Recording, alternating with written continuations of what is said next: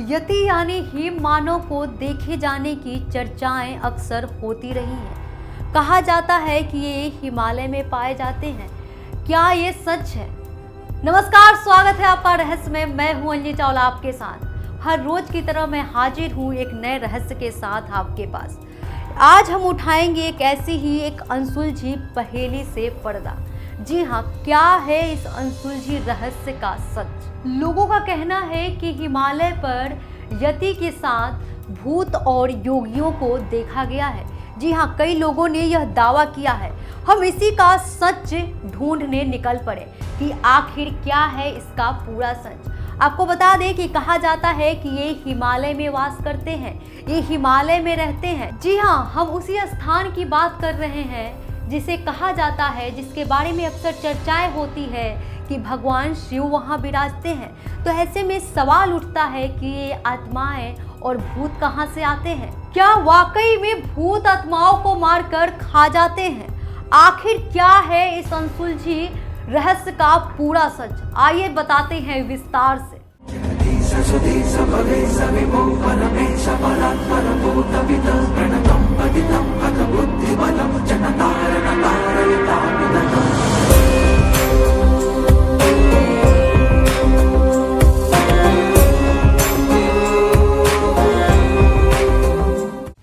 कैलाश पर्वत की संरचना कंपास के 4 दिक बिंदुओं के समान है और एकांत स्थान पर स्थित है जहां कोई भी बड़ा पर्वत नहीं है। कैलाश पर्वत पर चढ़ना निषिद्ध है, पर 11वीं सदी में एक तिब्बती बौद्ध योगी मिलरोप्पा ने इस पर चढ़ाई की थी।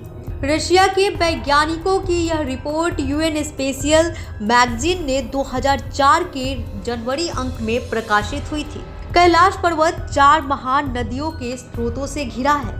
पहला मानसरोवर जो दुनिया की शुद्ध पानी की उच्चतम झीलों में से एक है और जिसका आकार सूर्य के समान है, तथा राक्षस झील जो दुनिया की खारे पानी की उच्चतम झीलों में से एक है और जिसका आकार चंद्र के समान है। ये दोनों झीलों सौर और चंद्र बल को प्रदर्शित करती है, जिसका संबंध सकारात्मक और नकारात्मक ऊर्जा से है। जब दक्षिण से देखते हैं तो एक वास्तविक चिन्ह वास्तव में देखा जा सकता है। कैलाश पर्वत और उसके आसपास के वातावरण पर अध्ययन कर चुके रशिया के वैज्ञानिकों ने जब तिब्बत के मंदिरों में धर्मगुरुओं से मुलाकात की तो उन्होंने बताया कि कैलाश पर्वत के चारों ओर एक अलौकिक शक्ति का प्रवाह है, जिसमें तपस्वी आज भी आध्यात्मिक गुरुओं के साथ टेलीपैथ संपर्क करते हैं। यह पर्वत मानव निर्मित एक विशालकाय पिरामिड है जो 100 छोटे पिरामिडों का केंद्र है। रामायण में भी इसके पिरामिड नुमा होने का उल्लेख मिलता है। कैलाश पर्वत की संरचना कंपास के 4 दिक बिंदुओं के समान है। कैलाश पर्वत तिब्बत में स्थित एक पर्वत श्रेणी है। इसमें पश्चिम तथा दक्षिण के मानसरोवर तथा राक्षसताल झील है। इस तीर्थ को अष्टापद, गण पर्वत और रजत गिरी भी कहते हैं। कैलाश के बर्फ से आच्छादित ऊंचे शिखर और उससे लगे मानसरोवर का यह तीर्थ है और इस प्रदेश को मानस खंड कहते हैं। पौराणिक कथाओं के अनुसार भगवान ऋषभ देव ने यही निर्वाण प्राप्त किया था। श्री भरतेश्वर स्वामी मंगलेश्वर श्री ऋषभ देव भगवान के पुत्र भरत ने दिग्विजय के समय इस पर विजय प्राप्त की। पांडवों के दिग्विजय प्रयास के समय अर्जुन ने इस प्रदेश पर विजय प्राप्त किया था। युधिष्ठिर के राजसूय यज्ञ में इस प्रदेश के राजा ने उत्तम घोड़े, सोना, रत्न और याक के पूंछ के बने काले और सफेद चामर भेंट किए थे। इनके अतिरिक्त अन्य ऋषि मुनियों ने अनेक यहाँ निवास करने का उल्लेख प्राप्त होता है। जैन धर्म में इस स्थान का बहुत महत्व है। इस पर्वत पर श्री भरत स्वामी ने रत्नों के 72 जिनालय बनाए थे।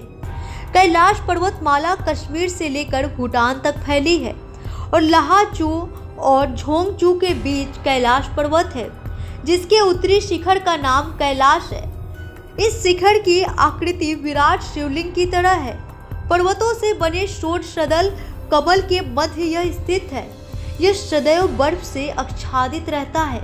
इसकी परिक्रमा का महत्व कहा गया है। तिब्बती लोग कैलाश मानसरोवर के 3 अथवा 13 परिक्रमा का महत्व मानते हैं और अनेक यात्री दंड प्रणिपात करने के एक जन्म का 10 परिक्रमा करने से एक कल्प का पाप नष्ट हो जाता है। जो 108 परिक्रमा पूरी करते हैं उन्हें जन्म मरण से मुक्ति मिल जाती है, ऐसा माना जाता है। कैलाश मानसरोवर आने के अनेक मार्ग हैं, किंतु उत्तराखंड के पिथौरागढ़ जिले के अष्टकोट धारचूला खेत, वहीं आपको बता दें कि तालाकोट होकर जाने वाला मार्ग अपेक्षाकृत सुगम है। यह भाग 594 किलोमीटर यानी 338 मील लंबा है और इसमें अनेक उतार चढ़ाव हैं। जाते समय शरलकोट तक 70 किलोमीटर यानी 44 मील की चढ़ाई है। इसके आगे 74 किलोमीटर यानी 46 मील उतराई है। मार्ग में अनेक धर्मशाला है और आश्रम भी है, जहां यात्रियों के ठहरने की सुविधा है। तकलाकोट से तारचेन जाने के मार्ग में मानसरोवर पड़ता है। कैलाश की परिक्रमा तारचेन से आरंभ होकर वहीं समाप्त होती है। तकलाकोट 40 किलोमीटर यानी 25 मील पर मंघाता पर्वत स्थित गुड़लला का दर्रा 4,938 मीटर यानी 16,200 फुट की ऊंचाई पर है। इसके मध्य में पहले बाइर और मानसरोवर और दाइर और राक्षसताल है। उत्तर की ओर दूर तक कैलाश पर्वत की हिमाच्छादित धवल शिखर का रमणीय दृश्य दिखाई पड़ता है। दर्रा समाप्त होने पर तीर्थपुरी नामक स्थान है, जहां गर्म पानी के झरने हैं। इन झरनों के आसपास चुनखड़ी के टीले हैं। प्रवाद है कि यही भस्मासुर ने तप किया और यही भस्म भी हुआ। इसके आगे झोलमाला और देवीखिंड ऊंचे स्थान है। उनकी ऊंचाई 5,630 मीटर है। इसके निकट ही गौरी कुंड है। मार्ग में स्थान पर तिब्बती लमाओं के मठ हैं। यात्रा में लगभग 2 मास का समय लगता है और बरसात आरंभ होने से पूर्व ज्येष्ठ माह के अंत तक यात्री अल्मोड़ा लौट जाते हैं।